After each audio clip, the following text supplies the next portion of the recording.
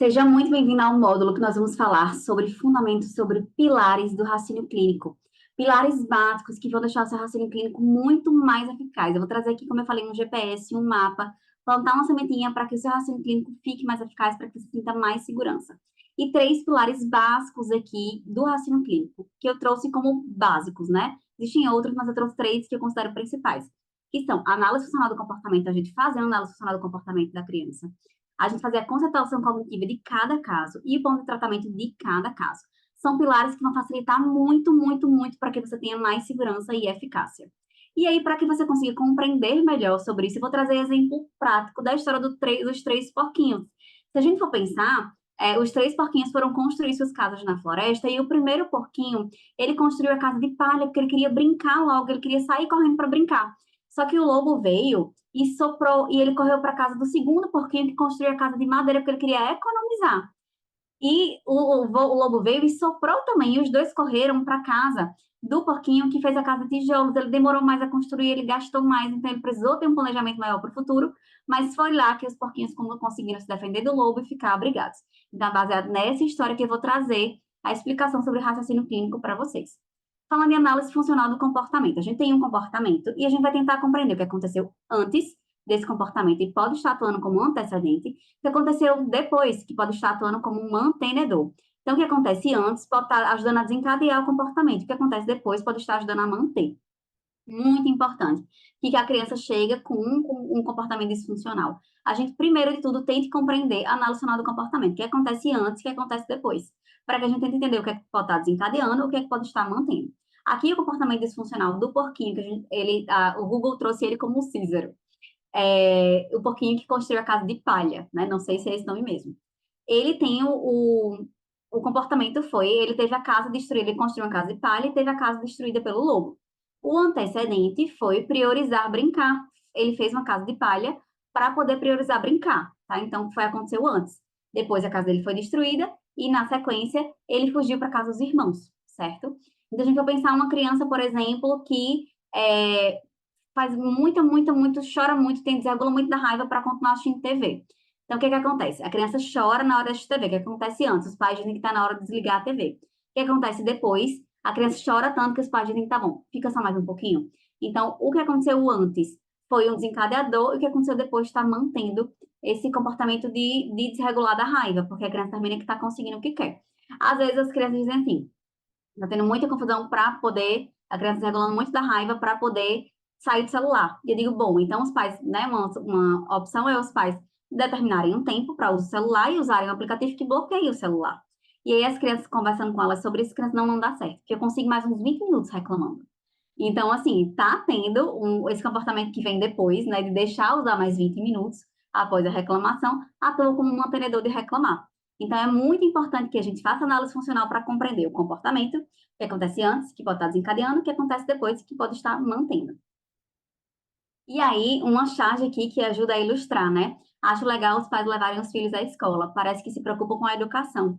Olha aí o pai do Guto parado em cima da faixa, gritando com a mãe do Ian em fila dupla.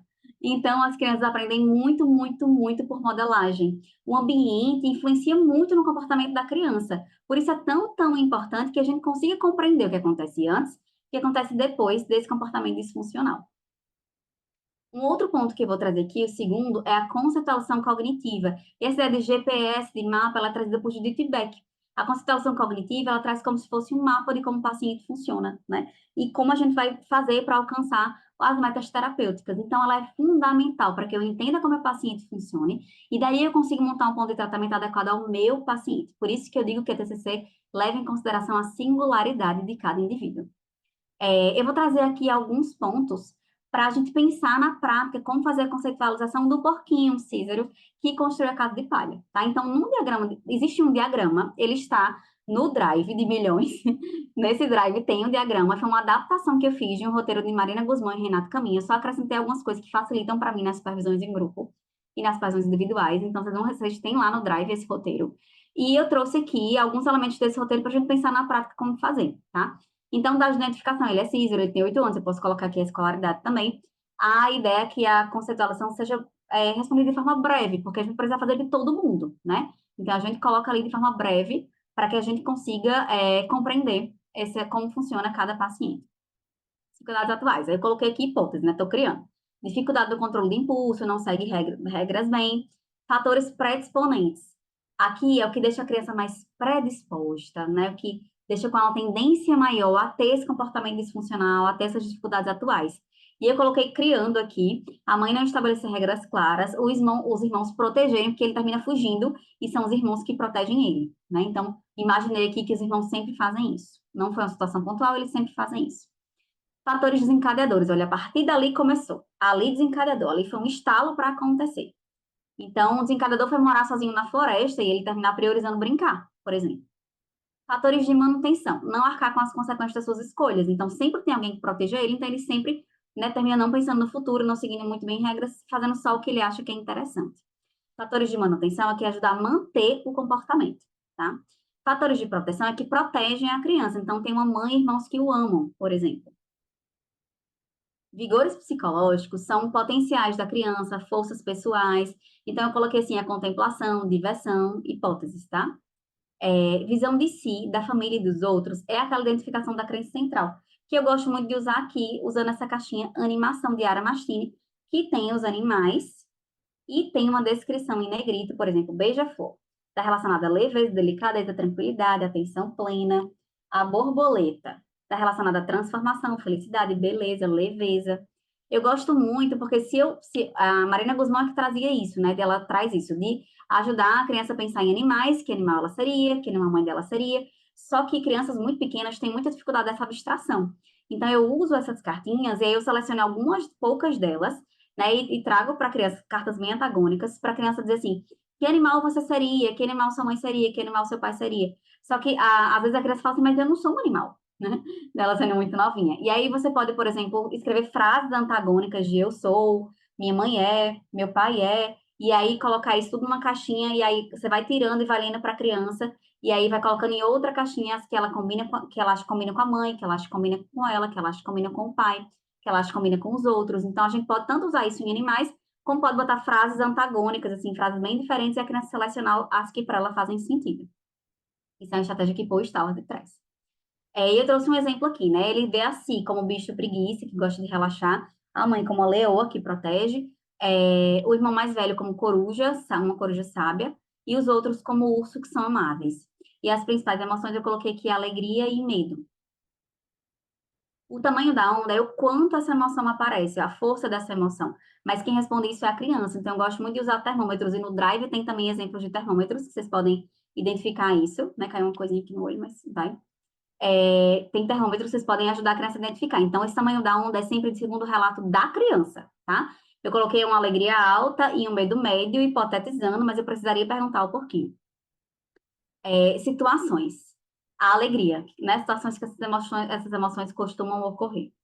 E que essa situação, problema costuma ocorrer.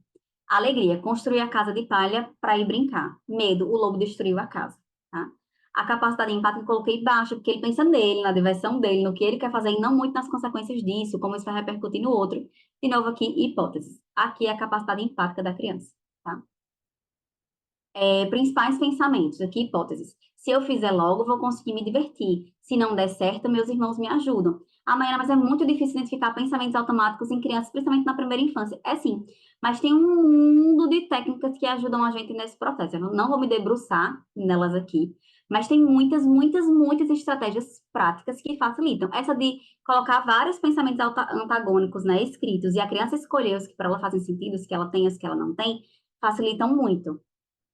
Às vezes bota assim um check impresso em um X, aí os pensamentos que a criança tem, ela coloca no check, os que ela não tem, ela coloca no X. Então tem várias opções de fazer isso. Crenças.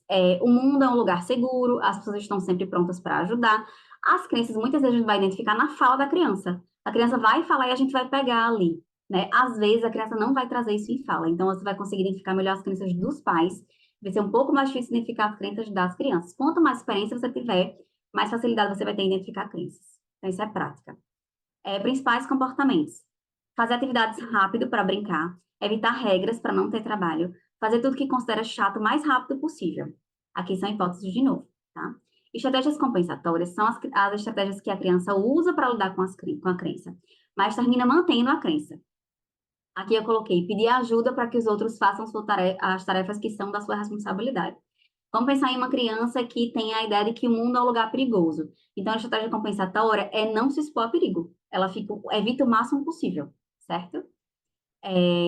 Principais manejos por adultos presentes. Aqui, como é que os adultos reagem a esses comportamentos da criança, né? Aí eu botei hipóteses, fazer as tarefas por ele, tratá-lo como frágil, protegê-lo.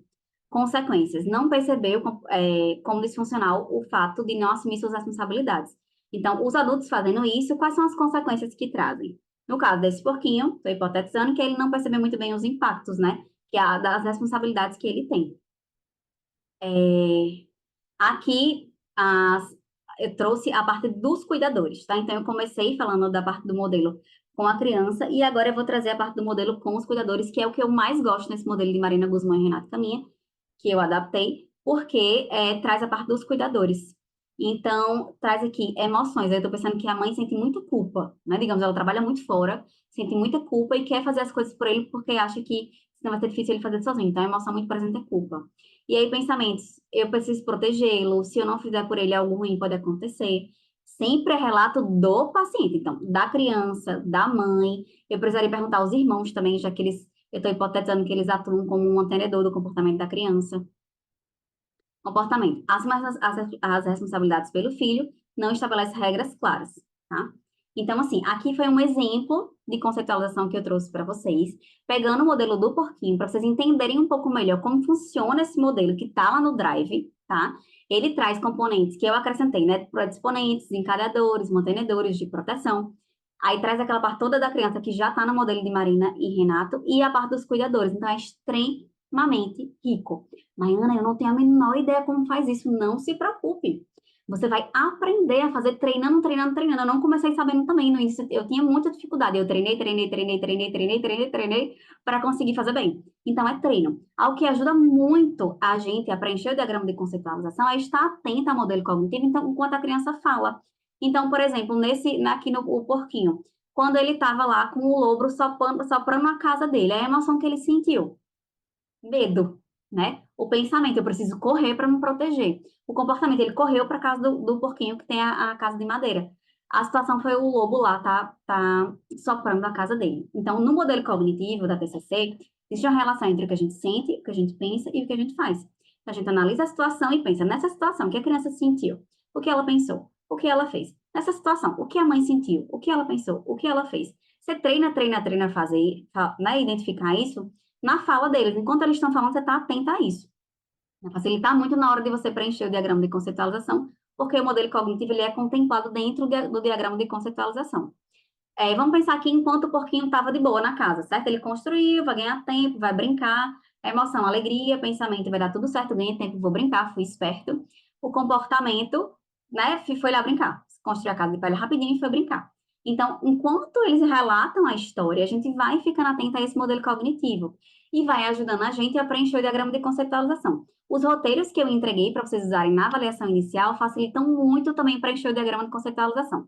Mas prestem atenção, não é assim, eu preencho o diagrama e nunca mais eu uso, não é isso. Você preenche o diagrama e sempre que você tiver uma situação nova, né, você coloca lá no diagrama. Então, ele está sempre sendo preenchido até o final. Mudou a meta terapêutica, muda o diagrama de conceitualização também. Não é um Frankenstein. Precisa ter relação entre emoção, pensamento, comportamento, crença, estratégia compensatória, certo? As coisas precisam conversar entre si. E você vai conseguir fazer isso melhor a cada vez mais que você treinar, tá? Eu trouxe aqui a sugestão que vocês treinem com as princesas da Disney. Eu fiz muito isso. Então, eu pegava lá a Ariel. E aí, eu ia fazer a conceituação cognitiva da Ariel com hipóteses, é claro, né? Pegava lá a Mulan. E eu ia fazer a conceitualização cognitiva da Mulan com hipóteses. Porque isso treinava para mim. Então, o Red, Crescer a Fera, eu conceitualizei. Que são filmes mais novos, né? Luca, eu conceitualizei. Você vai conseguindo pegar melhor, conceitualizei para dar aula. Mas no início eu fazia para treinar mesmo. Porque quanto mais você fizer, mais prática você vai ter. A gente não fica excelente em uma coisa que a gente não pratica, tá? Para você se tornar excelente nisso, você precisa praticar. Mas entenda que a conceitualização é como um mapa que você vai entender como esse paciente funciona e a partir dele você vai sempre atualizando, sempre que necessário atualizando. Então, eu recomendo, tem um horário tanto para preencher o prontuário quanto para fazer essas atualizações. Você vai precisar disso, né? Para você ser bom no que você faz, você precisa disso. Não tem para onde correr, tem que fazer. E o prontuário a gente precisa, né? É nosso papel. E depois de fazer a conceitualização é que você vai conseguir montar o plano de tratamento. Então, não dá para fazer um plano de tratamento sem montar a conceitualização. E você precisa parar de focar só em técnica, se você já é profissional. Não foque só em técnica, não pense só sessão por sessão. Você vai fazer a conceitualização e pensar o plano de tratamento. Cada vez que você atualizar a conceitualização, você atualiza o plano de tratamento. Cada vez que tiver alguma informação nova, você atualiza o plano de tratamento. Ele é fluido, mas ele ajuda muito para que você tenha uma noção geral de como vai ser esse acompanhamento e você não use uma letra de truques, você não fique pensando sessão por sessão sem uma linha que tenha sentido, tá? E aqui eu trago o terceiro pilar, que é o plano de tratamento, né? A gente pode pensar assim, intervenções iniciais, intervenções intermediárias e intervenções finais. Judith Beck, ela trouxe um modelo de plano de tratamento muito mais completo, ele está no Drive. Só que eu termino usando assim para facilitar para vocês. Quando vocês ficarem bons nisso, aí vai para o modelo de Judith, que é um pouco mais complexo, tá? Então, na parte de intervenções iniciais, eu coloquei aqui, hipotetizando, fiz bem rapidamente. Psicoeducação sobre as emoções, psicoeducação do modelo cognitivo, rotina, regras, e aí entra aqui para o porquinho, para a mãe, para os irmãos. Exame de evidências, né? Quais são as provas de que faz muito sentido economizar tanta energia, né, e não pensar no futuro, que a gente vai começar a questionar isso. Técnica de reatribuição, que é uma técnica, por exemplo, da pizza. O gráfico de pizza tem uma pizza lá e pensa toda a responsabilidade do outro em me manter seguro. E aí depois vamos pensar, tá pensando que tudo é do outro, mas será que tem alguma coisa que é sua nisso? Tem uma fatia disso aqui que é sua? E a gente vai começando a trazer um pouquinho que ele tem também responsabilidade em se manter seguro, por exemplo. Controle de contingências, essa de regras claras que acontecem, quais são as consequências para essas regras, eu trabalharia com a mãe. Questionamento socrático com um pouquinho. Habilidades sociais, para trazer um pouco mais de treino de empatia, prevenção de recaída. Então, aqui é um exemplo bem básico de plano de tratamento, com intervenções iniciais, intervenções intermediárias e intervenções finais. É claro, a gente vai fazendo isso de forma mais complexa, eu trouxe aqui de forma bem breve, para vocês entenderem um pouco melhor como funciona, tá? Eu trouxe também essa frase de Robert Friedberg, que eu já falei várias vezes aqui no curso, né? Crianças aprendem mais quando estão se divertindo. E aí, uma sugestão de livro sobre desenvolvimento humano, de Papalha. Tem também o de Ellen B, que é muito, muito bom. Então, são livros para a gente entender um pouco mais sobre o desenvolvimento infantil, tá? O desenvolvimento humano como um todo. O LMB tem um sócio-desenvolvimento infantil que é riquíssimo. A prática clínica da terapia cognitiva com crianças e adolescentes e a Bíblia sabe assim, primeiro, você precisa ler. Se você vai atender crianças e adolescentes em TCC, você precisa ler esse livro de Robert Friedberg. Não tem para onde, você precisa ler o livro, tá? Para você entender como funciona. Ele é um dos precursores, então a gente precisa ler esse livro. Esse aqui, a prática cognitiva na infância e na adolescência, tem vários protocolos bem interessantes para a gente trabalhar com as crianças. E esse de técnicas é um livro assim, de 1000 páginas, é um investimento maior, mas ele é muito bom também. Tem vários outros de técnicas que vocês podem ver mais na frente em outros cursos. Mas eu trouxe aqui para vocês o que eu considero básico, tá? E a gente encerra os pilares para ter um raciocínio clínico mais eficaz. Então, a gente falou aqui de análise funcional do comportamento, a gente falou de conceitualização cognitiva, a gente falou de plano de tratamento. Eu trouxe o exemplo dos 3 porquinhos, pegando mais Cícero, né, o que construiu a casa na palha, para exemplificar para vocês, porque, como eu falei, eu gosto de trazer prática. Ajuda muito a gente conseguir compreender quando a gente traz prática, né? Então, fiquem com esse exemplo na cabeça de vocês. Revejam essa aula quantas vezes precisar. Não se preocupe, não fique, né, isso achando que você não vai conseguir fazer. No início é muito novo, a cabeça a gente explode igual aquele emoji, mas depois a gente vai conseguir entender melhor como funciona. Então, aqui eu falo fluido, eu falo como se fosse a coisa mais fácil do mundo, porque já tenho muito manejo, mas no início não foi assim. No início eu parava, pensava, analisava, via se era isso mesmo, treinava, via de novo. Você vai conseguir conceitualizar todos os seus pacientes à medida que você treinar. Mas você só vai conseguir ter um raciocínio clínico eficaz, né? Assim, é preciso que você conceitualize para que isso aconteça. Então, é a conceitualização, é fazer análise funcional do comportamento, é fazer o plano de tratamento que vai lhe que vai lhe dar mais segurança e eficácia. Então, pegando uma linha aqui, a gente falou dos mitos, né? E eu trouxe o que são verdades sobre a TCC, pontos chaves. Eu trouxe desenvolvimento infantil, falei um pouquinho da avaliação inicial, para a gente estar atento a esses marcos e como fazer essa avaliação, como estruturar essa avaliação.